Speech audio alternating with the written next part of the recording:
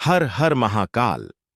चाहे जो भी हो जाए, धनतेरस और दीपावली के दिन इन तीन सब्जियों को घर में भूलकर भी मत पकाना, क्योंकि इससे पूरे परिवार पर बुरा असर पड़ सकता है।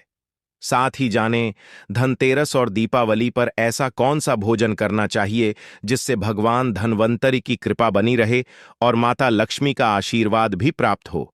दीपावली पर इन 5 गलतियों से जरूर बचें, नहीं तो भिखारी बनने में देर नहीं लगेगी। धनतेरस का महापर्व भगवान धन्वंतरि को समर्पित है और दिवाली माता लक्ष्मी एवं भगवान गणेश की आराधना का विशेष दिन है। मान्यता है कि अगर दीपावली की रात घी का दीपक जलाकर माता लक्ष्मी की पूजा न की जाए तो यह धन का अनादर माना जाता है। इस पावन अवसर पर घरों को दीपों की रोशनी से सजाया जाता है।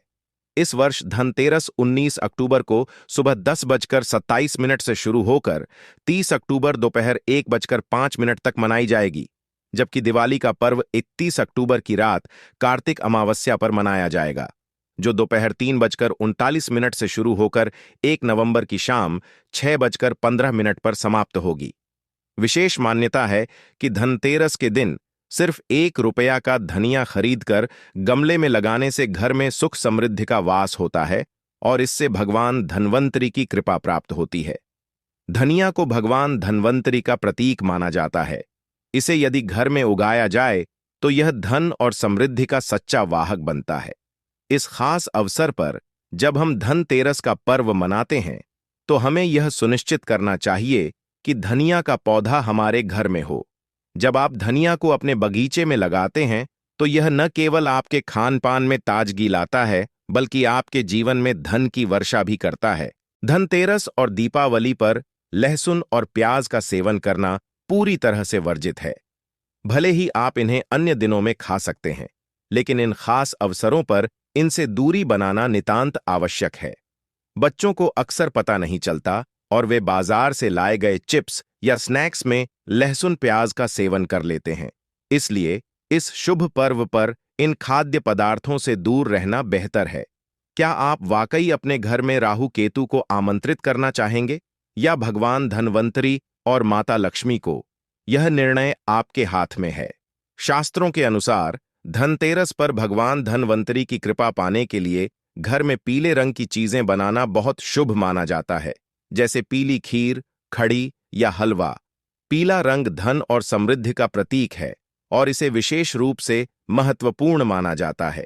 जब आप पीले वस्त्र पहनते हैं और पीले खाद्य पदार्थ खाते हैं तो इससे भगवान धन्वंतरि की कृपा आपके जीवन में प्रवेश करती है और माता लक्ष्मी आपके घर में स्थायी रूप से निवास करती हैं।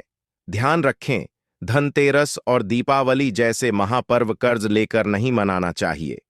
कर्ज लेकर त्योहार मनाने वाले के घर में हमेशा कर्ज का बोझ बढ़ता है। माता लक्ष्मी उसी घर में वास करती हैं जहां उन्हें सच्चे दिल से बुलाया जाता है। इसलिए याद रखें कि माता लक्ष्मी मात्र एक मिश्री के टुकड़े से भी प्रसन्न हो जाती हैं। धनतेरस और दीपावली का पर्व केवल सामर्थ्य और धन की पूजा का अवसर नहीं है, बल्कि यह हमारी सच्ची श्रद्धा और प्रेम का प्रतीक है। इस विशेष अवसर पर यदि मन में भक्ति की भावना हो तो चंद सिक्के भी आपके लिए अनमोल हो जाते हैं। इसके विपरीत यदि आप केवल धन को महत्व देते हैं तो लाखों रुपए भी बेकार लगते हैं। माता लक्ष्मी तो केवल सच्चे प्रेम और भक्ति की भूखी हैं, धन की नहीं। भगवान श्री कृष्ण ने स्पष्ट रूप से कहा है कि किसी भी धार्मिक कार्य या पर्व त्योहार का पालन कर्ज लेकर नहीं करना चाहिए।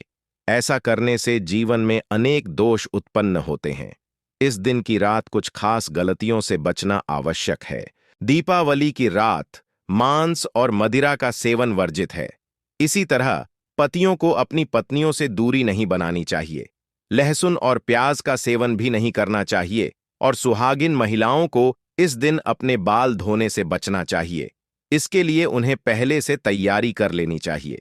धनतेरस पर घर में झाड़ू लाना एक शुभ संकेत माना जाता है, लेकिन इसे किसी को नहीं देना चाहिए।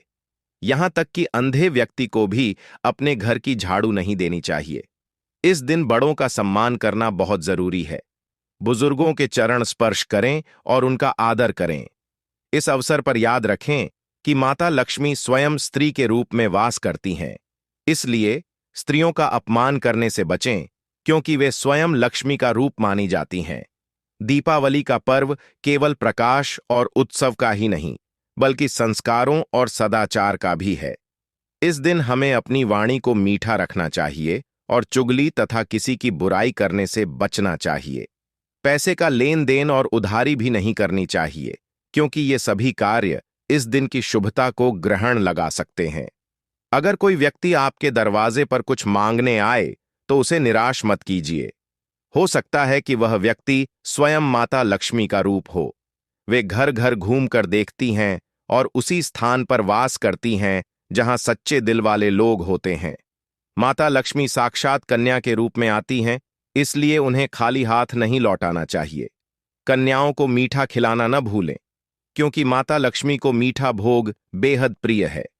इस दिन अगर आप किसी कन्या का अपमान करते हैं, तो आपको माता लक्ष्मी के प्रतिकूल प्रभाव का सामना करना पड़ सकता है। दीपावली के दिन अपने घर की स्वच्छता का विशेष ध्यान रखें। घर में गंगा जल का छिड़काव अवश्य करें, खासकर मुख्य दरवाजे पर, क्योंकि यही माता लक्ष्मी के आने का मार्ग है। उनका स्वागत करने के लिए लाल फूलों से सजावट करें।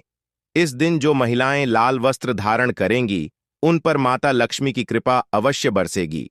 शास्त्रों के अनुसार किसी भी महिला को वस्त्रहीन नहीं रहना चाहिए, क्योंकि इससे पति पर संकट आ सकता है।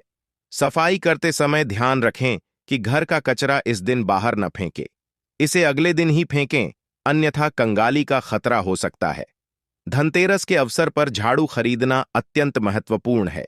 यह धन का प्रतीक है और आपके घर में समृद्धि लाने का कार्य करती है।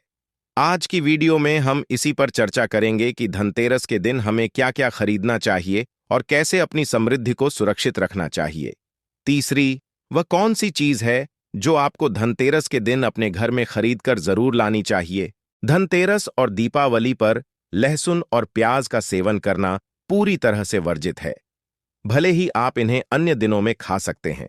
धनतेरस का पर्व जब आता है, तो समृद्धि और शुभता को घर में बुलाने का यह सबसे विशेष अवसर होता है। इस दिन एक ऐसी वस्तु है जो न केवल आपके घर की शोभा बढ़ाती है, बल्कि देवी लक्ष्मी को आकर्षित करने का एक अचूक माध्यम भी बनती है। वह है चांदी का सिक्का। चांदी को पवित्र धातु माना गया है, जो सकारात्मक ऊर्जा और संपन्नता का प्रतीक होती है।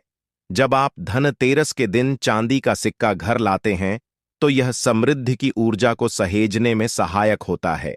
इसे घर के मंदिर में स्थापित करें या तिजोरी में रखें।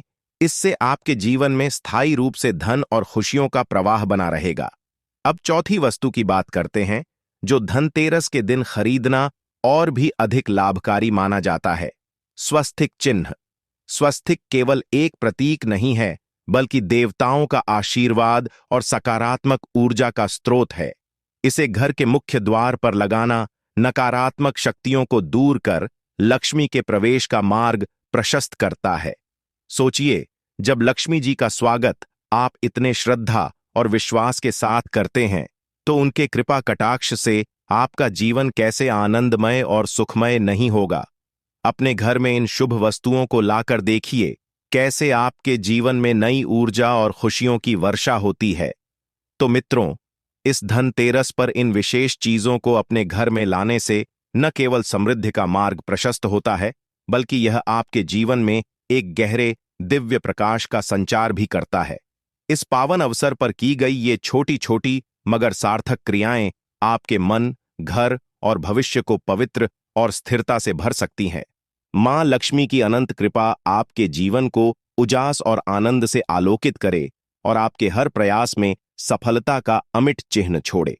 तो इस धनतेरस को बनाएं विशेष और भावपूर्ण, क्योंकि सच्ची श्रद्धा और सत्कर्मों से ही आती है वह अपार शक्ति जो जीवन को सार्थकता और सौभाग्य से भर देती है। प्रिय मित्रों, अंत तक जुड़े रहने के लिए हृदय से आभार और हमारी मंगल कामनाएं आपके हर कदम के साथ हैं।